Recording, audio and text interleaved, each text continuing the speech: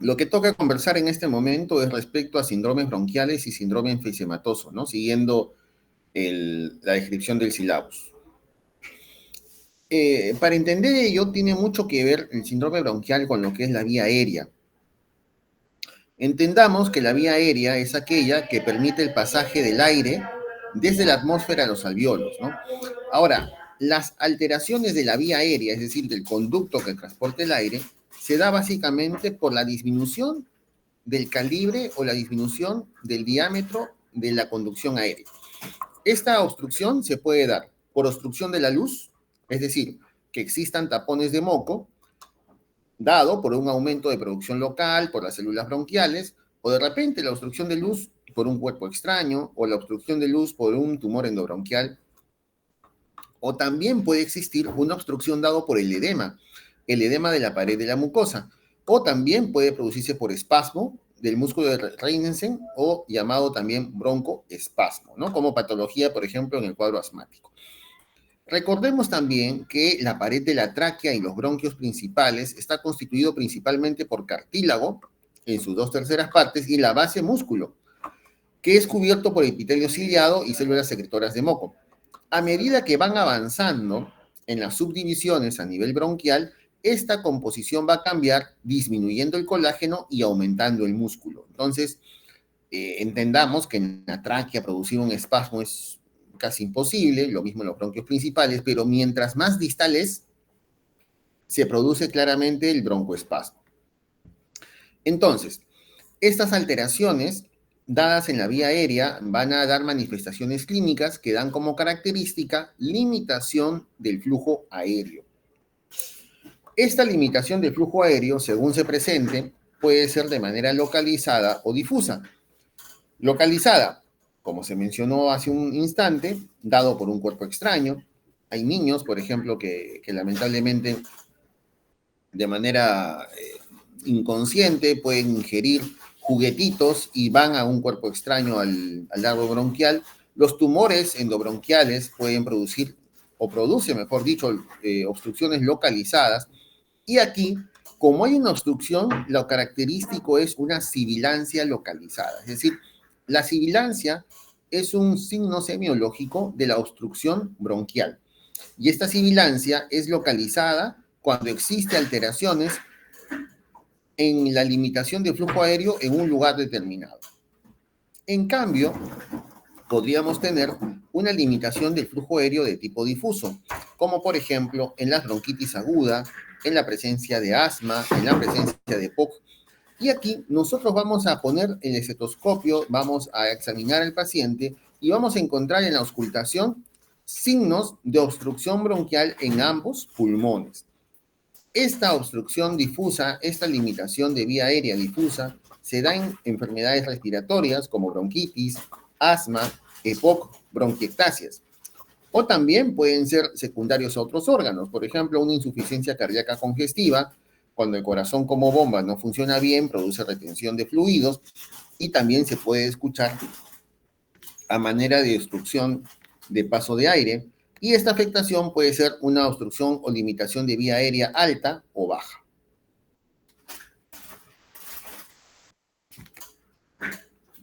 Entonces, yendo a lo que es, por ejemplo, una obstrucción alta de vía aérea. Aquí lo importante es reconocer que una obstrucción de vía aérea alta se da por una obstrucción a nivel de laringe o tráquea, es decir, por encima de la carina. Por encima de la carina. La carina, recordemos que es la división del bronquio derecho con bronquio izquierdo. Entonces, una obstrucción alta, semiológicamente determinada como de la carina para arriba. Aquí lo importante es reconocer que se compromete la inspiración. Entonces, compromiso de paso de flujo aéreo inspiratorio es igual a obstrucción de vía aérea alta. La disnea, en estos casos, siempre es inspiratoria y puede acompañarse de síntomas asociados como son la disfonía, inspiración ruidosa, que resulta de una turbulencia de aire. Esta turbulencia de aire, dado por la obstrucción de vía aérea alta, podemos distinguir dos tipos de ruidos agregados, uno que se llama el cornaje y otro que se llama estridor. El cornaje es una inspiración ruidosa, y un sibilante que se escucha a distancia. O sea, tú estando sin auscultarlo, francamente se percibe. El estridor, en cambio, es un ruido frecuente inspiratorio, a veces expiratorio bifásico, pero que necesitamos nosotros poner el estetoscopio para poder auscultarlo.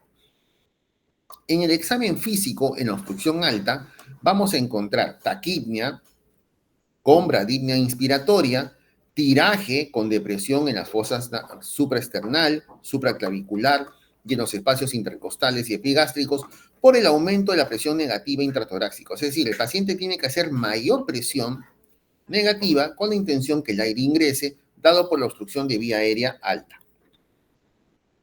Dentro de las principales etiologías que pueden ocasionar esta obstrucción de vía aérea alta, podemos tener las etiologías malignas, como por ejemplo los cánceres de pulmón, generalmente células escamosas, tumores malignos primarios de vías aéreas superiores, las enfermedades metastásicas causadas por tumores distantes, y también enfermedades no malignas, como se ha conversado hace un ratito, la inspiración de cuerpo extraño, un edema de glotis como una reacción anafiláctica, tranqueobroncomalacia, es decir, la tranqueobroncomalacia es una debilidad de las paredes traqueales y bronquiales principales, en el cual en inspiración colapsa. Puede haber estenosis traqueal debido a una intubación prolongada. Un paciente que ha estado mucho tiempo con traqueostomía o mucho tiempo con intubación en UCI puede generar un granuloma a nivel intratraqueal y ello genera una estenosis. Tumores benignos como papilomas, amartomas, anillos vasculares doble arco aórtico, pueden también causar infecciones granulomatosas como tuberculosis, citoplasmosis o hematomas dado por traumatismo. Entonces, las etiologías son diversas con respecto a las causales en lo que es la producción de obstrucción de vía aérea alta. Ahora, en lo que respecta a la obstrucción baja, es decir, de la carina para abajo, aquí el principal síntoma es la disnea. La disnea es el principal síntoma, ya que depende de la magnitud de la obstrucción bronquial. Y aquí esta disnea, según sea más intensa, puede lógicamente originar hipoxemia por un trastorno de ventilación-perfusión. Es decir, áreas que son perfundidas pero no ventiladas va a originar una disnea. Además de la disnea, podemos preguntar al paciente y nos pueden informar la presencia de tos, sibilancias, producción de esputo. Aquí la limitación del flujo aéreo va a comprometer la expiración, a diferencia de la vía alta. En la vía baja se compromete la expiración. Se produce taquipnia con bradipnia respiratoria. El estrechamiento de la luz de la bronquial, ya sea por broncoconstricción, edema de mucosa o aumento de producción de moco, provoca también una turbulencia del paso de aire y genera a la auscultación ruidos respiratorios agregados. Entonces, en lo que respecta a la obstrucción baja, existen de repente un poquito de examen clínico más florido, ¿no? A la inspiración podemos nosotros encontrar alteraciones a nivel del patrón ventilatorio. Por ejemplo, taquipnia con bradipnia inspiratoria, deterioro del sensorio según el compromiso de la hipoxemia, cianosis por mecanismo central, un tórax en tonel, es decir, atrapamiento aéreo ya crónico, utilización de músculos accesorios, tirajes supraesternal e intercostal. Entonces, tenemos una inspección muy importante y florida. Las explicaciones, bueno, dada por ejemplo el tórax en tonel puede tener algo crónico como un EPOC o enfisema, esto es una hiperinsuflación pulmonar ya establecida previamente, la cianosis por insuficiencia respiratoria, lo mismo el deterioro del sensorio por hipoxia. En la palpación va a haber una disminución de la expansión en vértices y bases con vibraciones vocales disminuidas. Como va a haber una obstrucción de vía aérea básicamente periférica, recuerden que este espasmo se da en la vía aérea periférica, no se da en la vía aérea central. Entonces, la resonancia de las vibraciones vocales van a estar disminuidas, ¿no? Esto se dé por hiperinsuflación pulmonar, es decir, que el aire entra, pero no sale. A la percusión, como hay aire atrapado, vamos a tener hipersonoridad o disminución de la expulsión en las bases. Y a la auscultación básicamente podemos encontrar estertores con burbujas, es decir, si son de origen bronquial. Aquí lo que refleja es que tenemos secreciones bronquiales, ¿no?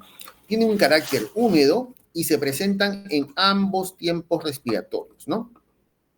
Entonces, esta presencia de ruidos de tipo roncantes hay en ambos tiempos respiratorios, en inspiración y expiración.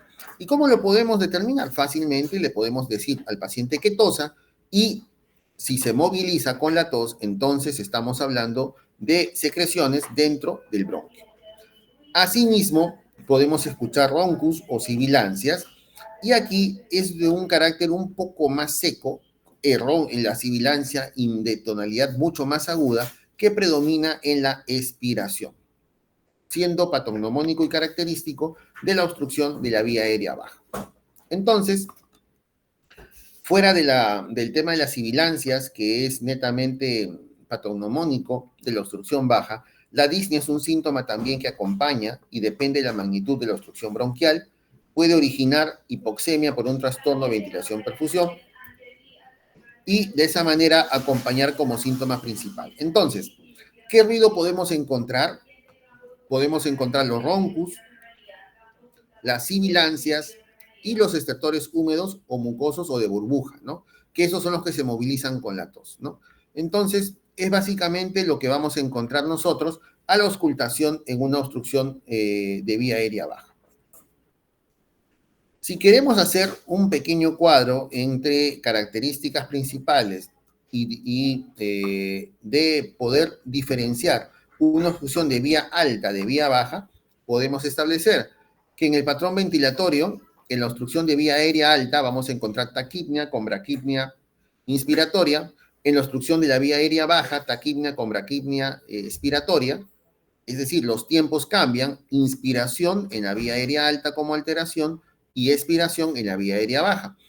El tipo de disnea, asimismo, es disnea inspiratoria en la vía alta y disnea expiratoria en la vía baja. Y en los ruidos agregados, el cornaje y estridor como característica principal de vía alta y en la vía baja, los roncus y sibilancias. ¿Qué patologías pueden estar involucradas en la etiología de la obstrucción baja? Principalmente la bronquitis aguda. Recordemos que la bronquitis aguda, dada como infección, se produce tos con producción de esputo, típicamente se autolimita en 1 a 3 semanas, existen estertores húmedos que se modifican con la tos y muy rara vez roncus y sibilancias, ¿no? Pueden acompañarse con roncus y sibilancias en algunas oportunidades. El asma, eso sí, es una enfermedad crónica en la cual la vía aérea existe una obstrucción bronquial que es reversible, dado por una contracción del músculo liso, edema de pared y a veces también remodelación. Aquí lo que predomina son las sibilancias, disnea y tos. Usualmente estos síntomas van a empeorar de noche o al despertar. Y recordemos que el paciente asmático muchas veces tiene una tendencia a un inicio de síntomas de tipo alérgico desde la infancia con presencia de broncoespasmo. Asimismo, dentro de la etiología de obstrucción baja tenemos al EPOC, que es la enfermedad pulmonar obstructiva crónica. En este caso, la bronquitis crónica, dado por tos y expectoración durante 2 meses al año, durante 2 años consecutivos. Esa es la definición de bronquitis crónica. Al paciente le preguntamos si tiene tos, si tiene expectoración, durante al menos 2 meses al año por 2 años consecutivos. Eso hace el diagnóstico clínico de lo que es bronquitis crónica. El enfisema pulmonar, en cambio, es la distensión de espacios aéreos distales a los bronquios terminales con destrucción de tabiques alveolares que pueden producir la formación de bulas. Este enfisema está predominantemente presente en los pacientes fumadores, en aquel paciente con enfermedad pulmonar obstructiva crónica con vinculación a tabaco. Entonces existe destrucción de los tabiques alveolares y se forman las bulas. Aquí ya hay alteración en el parénquima, ¿no? Pero no solamente el tabaco puede generar EPOC.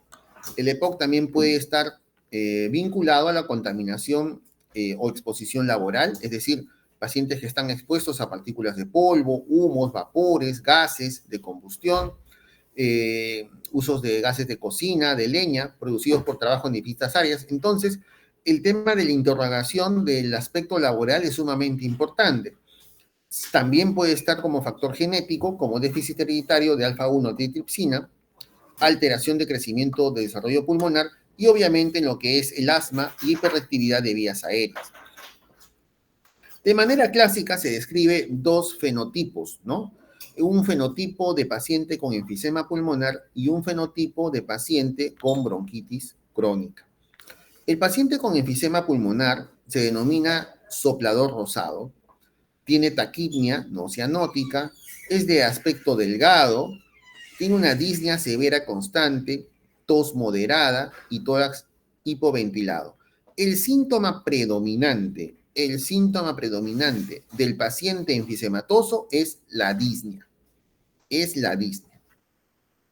La característica en que tiene el paciente, el enfisematoso a respirar es, tiende a respirar con los labios fruncidos, o sea, toma aire por la nariz y frunce los labios a la expiración. De esa manera siente un poco de alivio.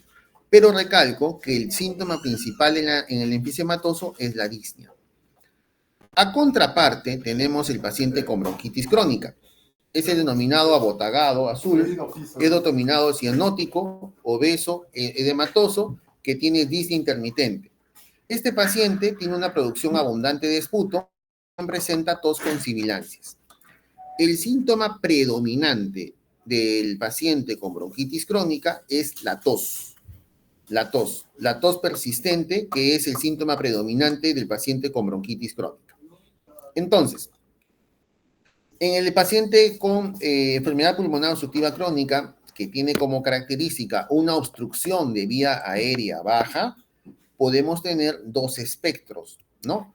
Ya hemos hablado un poquito del asma, tenemos un espectro del paciente con enfisema y otro espectro del paciente con bronquitis crónica. Cada uno de ellos con manifestaciones clínicas evidentes que ya se han descrito y cada uno de ellos con mecanismos de producción de enfermedad también distintos. Recordemos que el enfisema muy vinculado al consumo del tabaco y en cambio el bronquítico crónico está más vinculado, por ejemplo, a exposición a biomasa, ¿no? Humo de leña, contaminantes ambientales. Este paciente enfisematoso es clásicamente disneico. El paciente bronquítico crónico es básicamente tosedor. Y de esa manera las características importantes de ambos pacientes. Entonces, existe también en estos pacientes con enfermedad pulmonar obstructiva crónica en general repercusiones sistémicas, porque no es una enfermedad que se relaciona netamente al pulmón. Recordemos que si producen hipoxemia de manera crónica, van a causar alteración principalmente a lo que es el corazón. Entonces, un compromiso de la vasculatura pulmonar arterial e hipoxia alveolar crónica va a generar una vasoconstricción y ello va a generar a la larga hipertensión pulmonar y es cor pulmonar. Entonces, el cor pulmonar es un signo evidente de lo que es una insuficiencia cardíaca derecha, que podemos identificarlo por ingurgitación yugular, un pulso venoso positivo en el lado sagital, aumento de intensidad del componente pulmonar en el segundo ruido, a la auscultación del corazón, un soplo sistólico en la regurgitación tricuspidia y también lo que es hepatomegalia con pulso hepático positivo.